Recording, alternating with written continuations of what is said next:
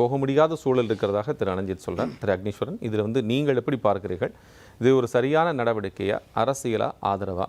அனுமதி கிடைக்கல அப்படின்னு சொல்லக்கூடிய சிக்கல்கள் இதில் இருக்கிறதாக நீங்கள் பார்க்கிறீர்களா?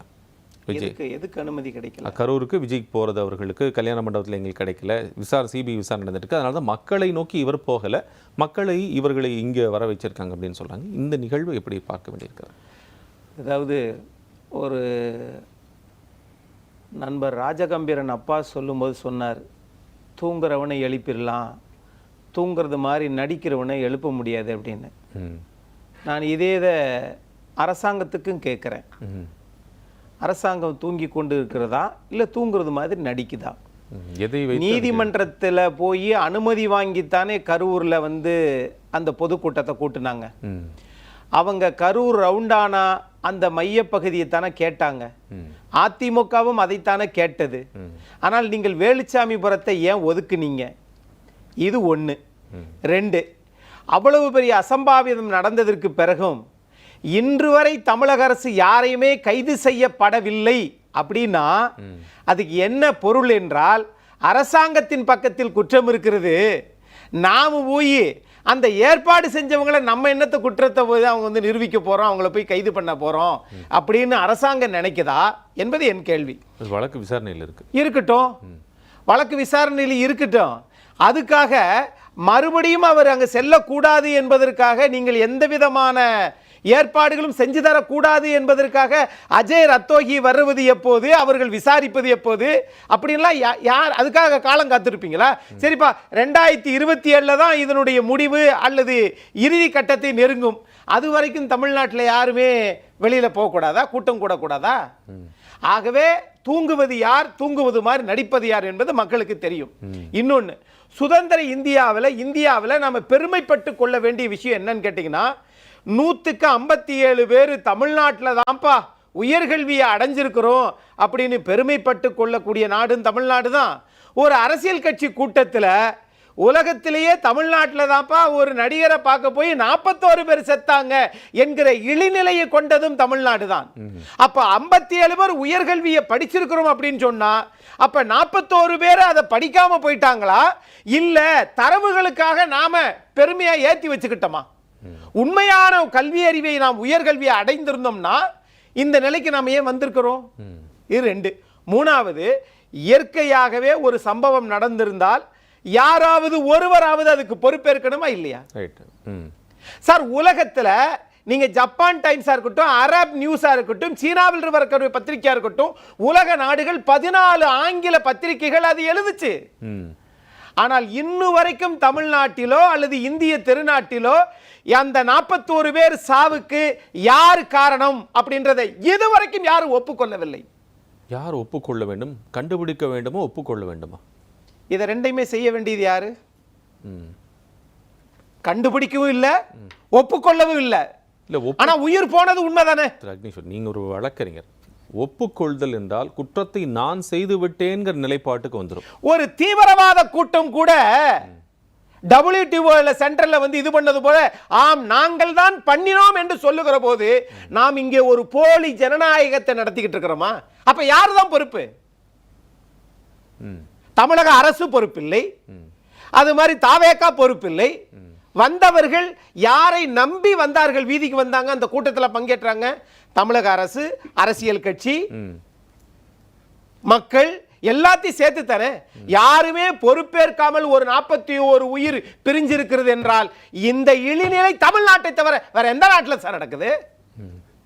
வேணா உச்ச நீதிமன்றத்திலிருந்து அமைக்கப்பட்ட அந்த சிபிஐ அந்த புலனாய்வுத்துறை எப்பொழுது விசாரிக்குமோ அது வரைக்கும் இதே மாதிரி தான் நடக்குமா என்ன? முதல் விசாரணை அது சமர்ப்பிச்சிட்டாங்க. சரி, சமர்ப்பிச்சாலும் அந்த சமர்ப்பிப்பதில் என்ன பாடம் கத்துக்கிட்டீங்க? என்ன சமர்ப்பிச்சிருப்பாங்கன்னு வெளிப்படையா மக்களுக்கு சொல்றாங்களா? அது சொல்ல முடியாது. சீலிடப்பட்ட கவர்கள் தான் கொடுத்தாங்க. அதைத்தான் நாங்களும் கேட்கிறோம். இப்படியே 27 வரைக்கும் போனால் 26 தேர்தலை நாம் நகர்த்துவதற்காகத்தான் இந்த மறைமுகமா? சார் எதுவாக இருந்தாலும் வெளிப்படை தன்மை இல்லாத போது எங்க சார் நீங்க போவீங்க? நீங்கள் வெளிப்படையாக யாரை குற்றம் சாட்டுகிறீர்கள்? ஏன் உச்சநீதிமன்ற அஜித் ரஜோகி தவிர வேற யாரை சொல்ல முடியும்? அவங்க தான் வெளிப்படையா சொல்ல வேண்டியது. நீதிமன்றத்தின் பார்வையில் விடப்பட்டதற்கு பிறகு இன்னைக்கு இவர் அங்க போனாரா அவர் இங்க வந்தாரா என்ற கேள்வி அங்கு முக்கியம் இல்லை. உலகத்திலேயே இவர்தான் அங்கு சென்றிருக்க வேண்டும், கரூருக்கு சென்றிருக்க வேண்டும். காரணம் இதுல என்ன பெரிய வேதனை தெரியுமா? அவர்களுக்கு ஆசை இருக்கலாம். தேமுதிக உருவாகுவதற்கு பக்கபலமாக இருந்தது ஐயா பண்ருட்டி ராமச்சந்திரன். மதிமுக உருவாகுவதற்கு பக்கபலமாக இருந்தது பேரறிஞர் பெருந்தகை அண்ணாவின் காலத்திலிருந்து அரசியல் இருந்த எல்ஜியும் செஞ்சி ராமச்சந்திரன் அவர்களும். புரட்சி தலைவர் எம்ஜிஆர் கட்சி ஆரம்பித்த போது ஐயா கல்யாண சுந்தரம், தண்டாயுதபாணி, பாலதண்டாயுதம் ஐயா போன்றவர்கள் பின்புலமாக நின்றார்கள், இயக்கினார்கள். அதே மாதிரி தான் பேரறிஞர் பெருந்தகை அண்ணா அவர்களுக்கு தந்தை பெரியார் அவர்கள் நின்றார்கள். தந்தை பெரியாருக்கு நீதி கட்சி பக்கபலமாக இருந்தது, சுப்பராயன் காலத்திலிருந்து நின்றார்கள். அதுபோல இவர்களுக்கு அரசியலில் அனுபவத்தை சொல்லுவதற்கு ஆட்கள் இல்லையோ என்கிற அச்சம் மக்கள் பார்த்துட்டு தான் இருக்கிறாங்க. அதனால் தான் இந்த நிகழ்வு நடக்கிறதுன்னு புரிஞ்சு கொள்ள முடியும். அதனால் தான் நிகழ்வு நடக்கிறதா என்பது வேற. இந்த மக்கள் கூட்டம் என்பது நீங்கள் அரசியல் கட்சி 2 ஆண்டுகள் காலம் ஆகியும் ஒரு கிராம கழக நிர்வாகியிலிருந்து வட்டக்கழக செயலாளர், பகுதி செயலாளர், ஒன்றிய கழக செயலாளர், மாவட்ட கழக செயலாளர், அது மாதிரி மாநில நிர்வாகிகள், இப்படியெல்லாம் பொதுச் செயலாளர், தலைவர், இப்படியெல்லாம் இருக்கிற போது அந்த கட்டமைப்பை உருவாக்காமல் தாவேகா களத்தில் இறங்கிவிட்டது.